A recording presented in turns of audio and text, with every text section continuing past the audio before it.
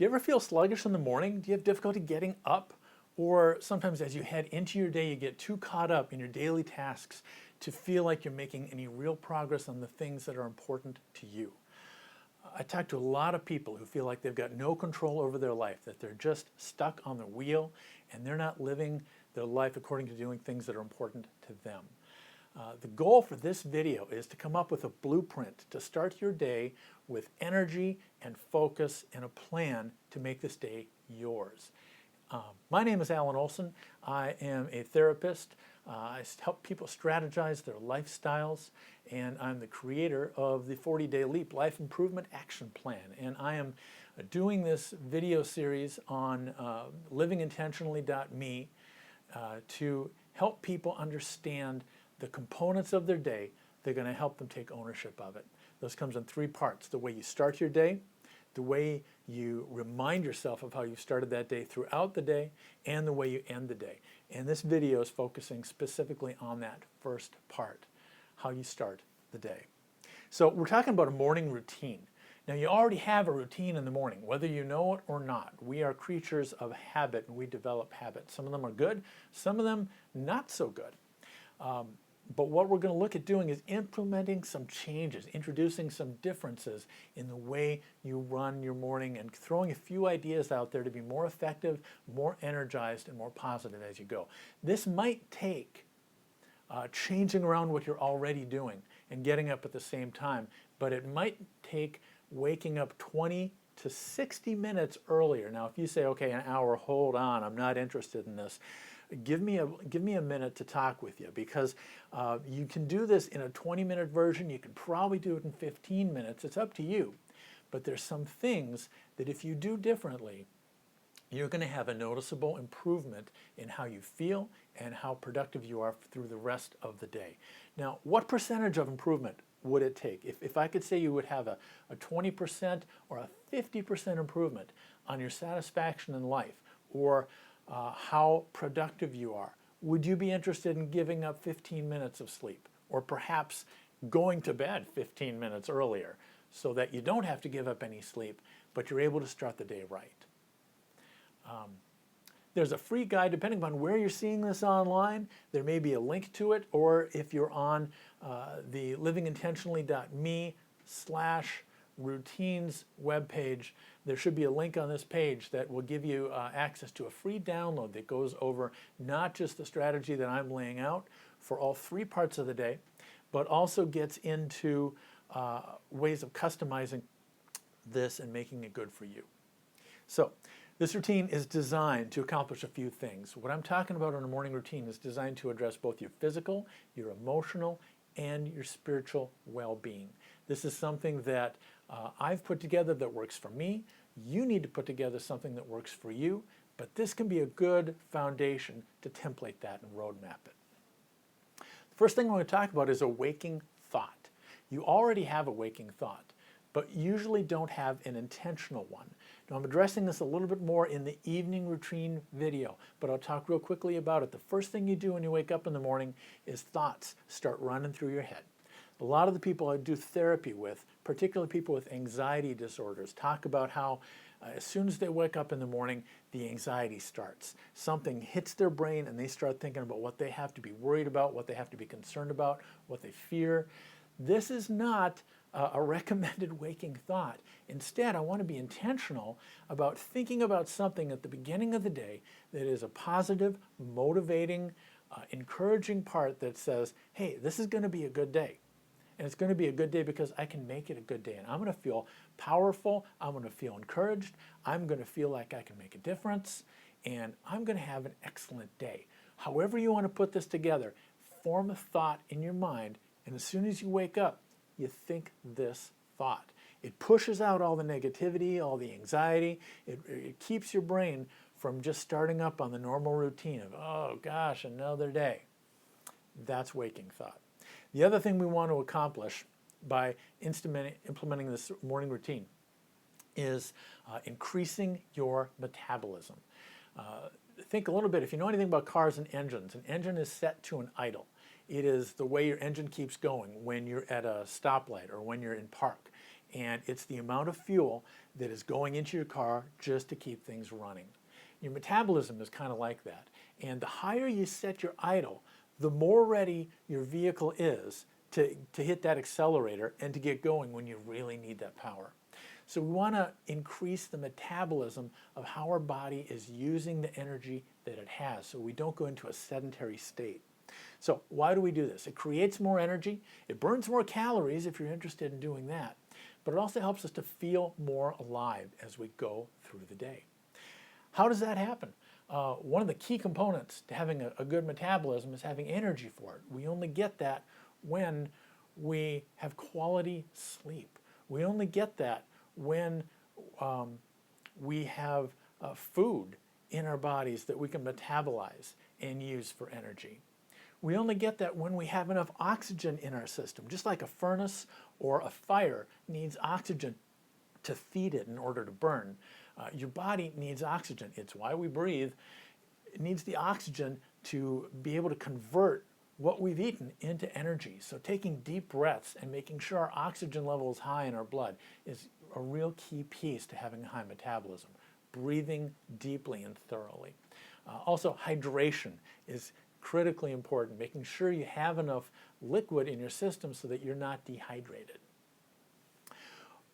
One study shows that if you are having between, I think the study looked at 17 ounces of water, and particularly cold water works better than lukewarm water or water at room temperature. You can have up to a 30% increase in your metabolism rate. Okay, let's get on with the actual routine. We're going to get up in the morning, we're going to have a waking thought, and I like just telling myself before I go to bed that I'm kicking my feet out of bed, I'm standing up, I'm getting going. I want to get up, I want to get going quickly. I keep some clothes ready to change into just so I can stay warm. I go to a place in the house where I can be alone, where I can be focused, and where I can implement this routine. One of the first things we want to do is I do a short devotion. I like getting my day started by focusing in on God, who I believe God wants me to be, and how I believe God wants me to live my day. If you have a short devotion, something you can read in a minute, spend a little bit of time in prayer, I think it's an excellent way to be connected and get your day started. If you're not spiritual or don't realize that you might be spiritual, at least be doing some deep breathing. This is part of oxygenating. Like I said before, it's getting oxygen into your body. It's helping your body to just have the energy it needs for what you're going to ask of it today. Along with the deep breathing, do a body scan. Be doing a systematic head-to-toe check of how you feel. Is there any soreness? Is there any fatigue? Is there anything that you have a concern, so that you can pay attention to that during the next phase. The next phase is spending 2 to 5 minutes, not a lot of time, but doing some stretching. If you feel sore, stretch that part of your body out. If you feel like there's any sleepiness or sluggishness in a part of your body, stretch it. I'm not talking about necessarily doing serious yoga poses. If you know them, that's an excellent way to get going with this and be breathing throughout the process, but just stretch your body. Get some of the sleepiness out of your systems. We're going to look at doing 5 to 10 minutes of light to medium activity exercise. Now, exercise, I'll be the first to say, this is not my favorite part of a morning routine, but it winds up being a crucial part of getting my metabolism revved up. And particularly when we do those things that we don't want to do, we wind up feeling better about ourselves, knowing that I had the discipline to stick to the plan. There are plenty of things out there. Do a search on your phone for 7-minute workout. There are 7-minute routines. They guide you through it. They give you full body exercises to do, and in 7 minutes you can wind up getting your heart rate up. Now, this is not your morning exercise block. If you're into aerobics, that can be fine for later on after you've done your morning routine, or you can have your workout later in the day. This does not provide the majority of your calorie burn for the day, but it does get the blood flowing. After that, we calm down a little bit. We're going back to breathing deeply, and we're going to focus on gratitude, on thankfulness for 5 or 10 minutes. Specifically, I want you to find up to 3 areas of your life that you can be thankful for, that you can feel some gratitude for. Now, if you can't find anything to be thankful for, perhaps you need to be coming to see a therapist.